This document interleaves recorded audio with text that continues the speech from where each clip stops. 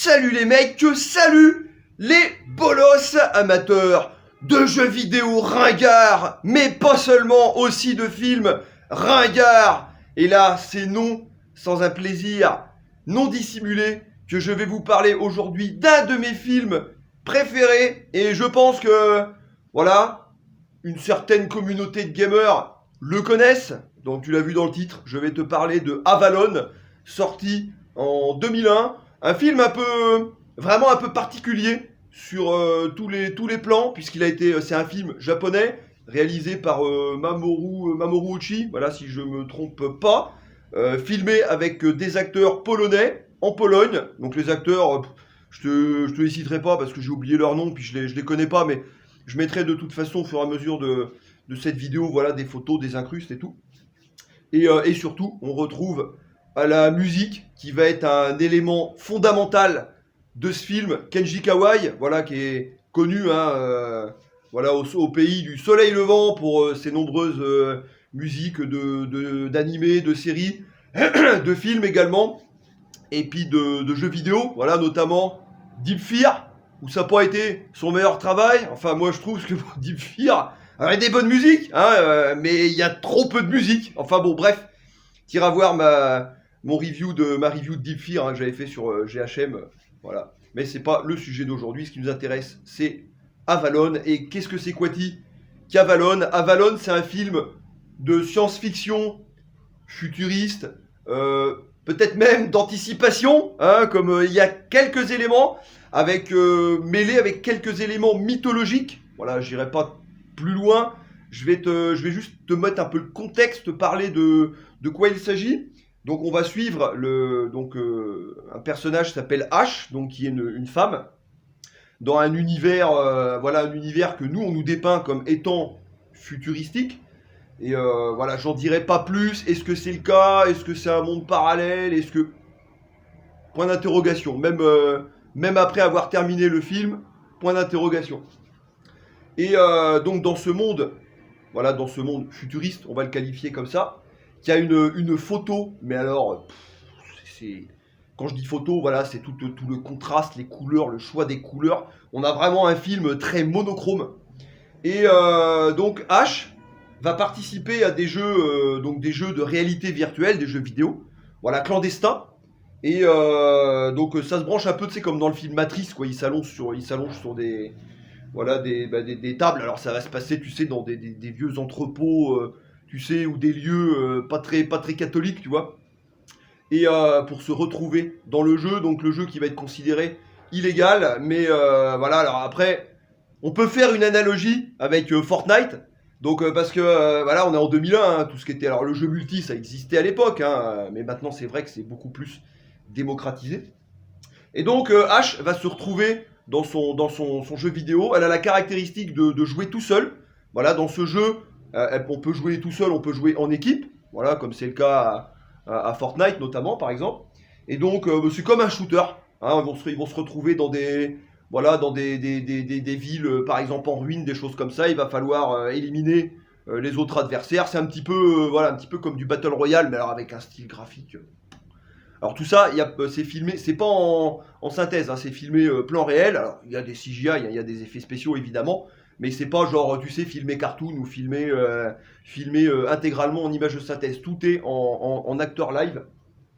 Et donc Ash, voilà, elle a la particularité de jouer en solo. Et en fait, il y a plusieurs classes dans ce jeu en fonction du skill du joueur. La classe E, la classe C, la classe B, la classe A. Donc Ash est une excellente joueuse, elle est en classe A.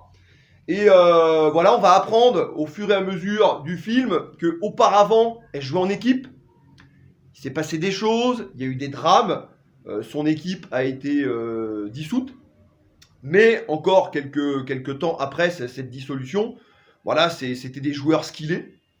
Et voilà, et même encore aujourd'hui dans la timeline du film, l'équipe de Ash fait sensation. Elle est considérée comme une référence. Et donc Ash, évidemment, elle porte aussi un peu le leg de cette équipe et elle est considérée un peu comme une joueuse de légende. Et elle va apprendre. Voilà, il va y avoir des indices parce qu'elle communique avec un ordinateur et tout. Et alors on va voir la vie la vie de tous les jours de Ash et la vie dans le jeu. Et en fait, donc les joueurs skillés, comme je disais, ils gagnent, donc comme nous, hein, quand on joue à un jeu vidéo, on gagne de l'expérience, on gagne du fric aussi apparemment. Et donc, ce fric, ces points d'expérience, enfin plutôt le fric a priori, il peut être, pour les meilleurs joueurs, donc notamment Ash, il peut être converti en fric réel. Voilà. Et ce qui lui permet de vivre, une joueuse professionnelle, tu vois. Donc là encore, analogie avec Fortnite, hein, avec des joueurs professionnels, on pense à Ninja notamment, voilà, qui vit de ça, hein, notamment par exemple.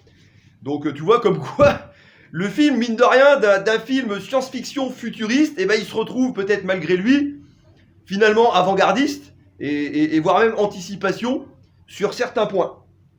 Alors après, j'en dirai pas plus, parce que comme je disais, dans l'équipe de H, il s'est passé... voilà, il y a eu un drame. Il y a eu un drame, et l'équipe a été dissoute suite à ça. Et il s'avère qu'il va y avoir un mystérieux interlocuteur qui va pousser H, voilà, qui va lui donner des indices. Ouais, t'es une bonne joueuse, machin. Et il va lui donner des espèces de rendez-vous bizarres. Et parce que, a priori, il existe une classe secrète qui s'appelle la classe spéciale A. Réservée uniquement à l'élite.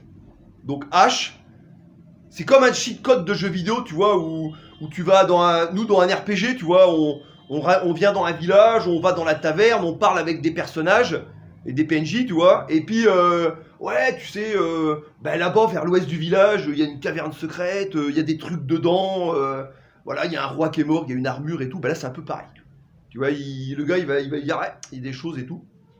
Et donc, elle va essayer, du coup, ça va devenir une obsession, de trouver comment arriver dans cette classe spéciale A, et peut-être avoir des réponses sur ce qui s'est passé avec la dissolution de son équipe. Et à force de faire sa petite enquête, et voilà, elle va trouver que, a priori, il va y avoir des petits bugs dans le jeu, comme nous, tu vois, et que ça va être un de ces bugs qui va lui permettre d'accéder à la classe A. Je stoppe là, je t'en dirai pas plus. Déjà, j'ai été un petit peu loin, mais j'ai fait exprès de te lancer un petit hameçon pour vraiment susciter ta curiosité. Alors, si toi, t'as vu le film, ne spoil pas, s'il te plaît, en commentaire. Et juste, voilà, donne-nous ton ressenti. Alors déjà, voilà, le plot. Alors nous qui sommes joueurs de jeux vidéo, alors que ce soit jeux vidéo moderne, multi ou pas multi, ou rétro gaming, tu vois, ça nous parle. Tu vois, ce que je t'ai dit là, c'est pas des éléments inconnus pour nous. Et du coup, alors le voir dans un film qui va le traiter de manière sérieuse, de manière avec un regard japonais, donc du coup, voilà, ces gens-là, c'est pas un regard français, c'est pas un regard américain, c'est peut-être beaucoup plus poétique, hein, dans peut-être un peu plus imagé dans leur manière de faire le film et tout.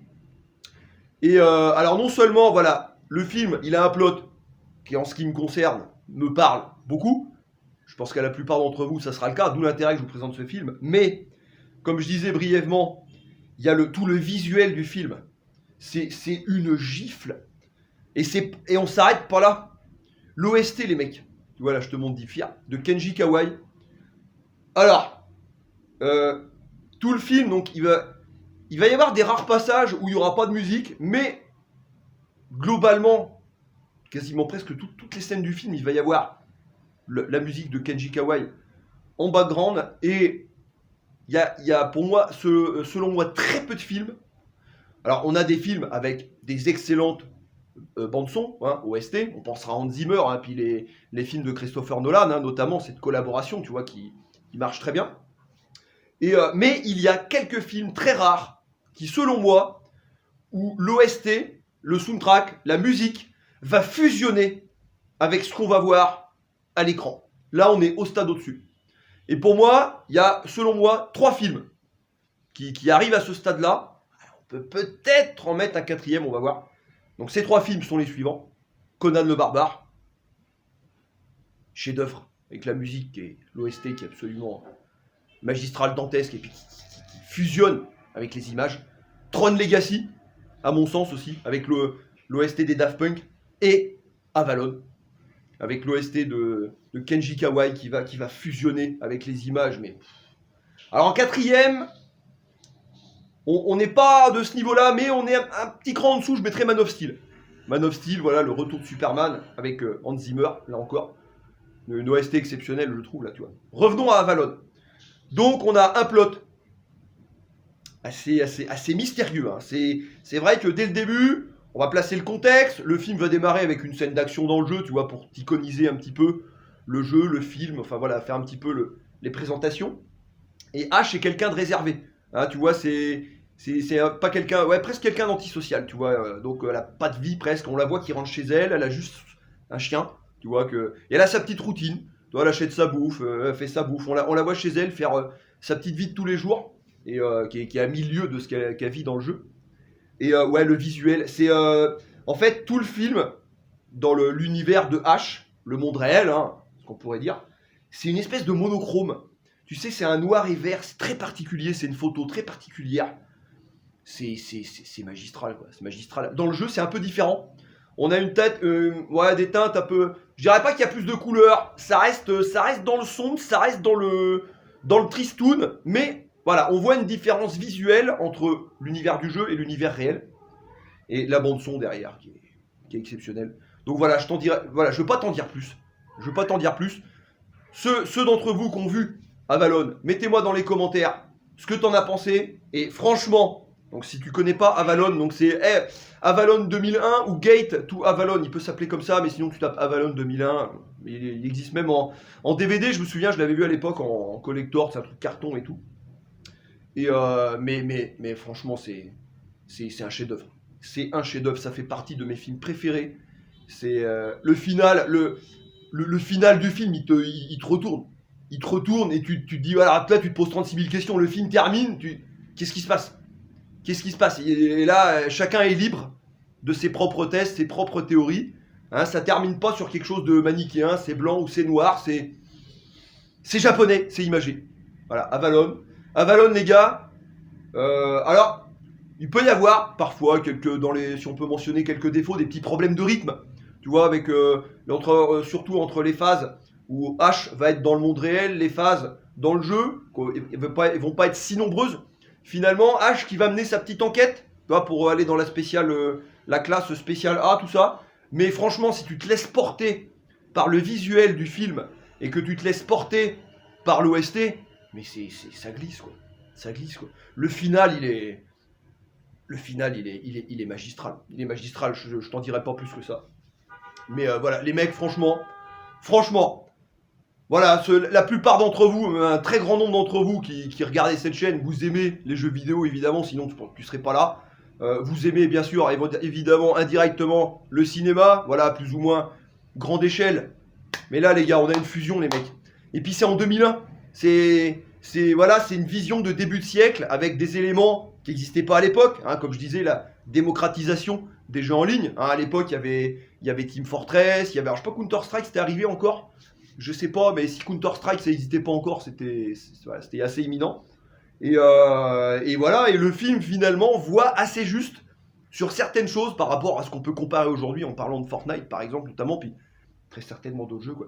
Donc voilà, les gars, Avalon, mais je te jure que si tu l'as pas vu, et après cette review, tu te poses la question, tu dis, ah, là, DGJX, il a piqué ma curiosité, mais te pose même pas la question. Chope-le par n'importe quel moyen, mais mate-le.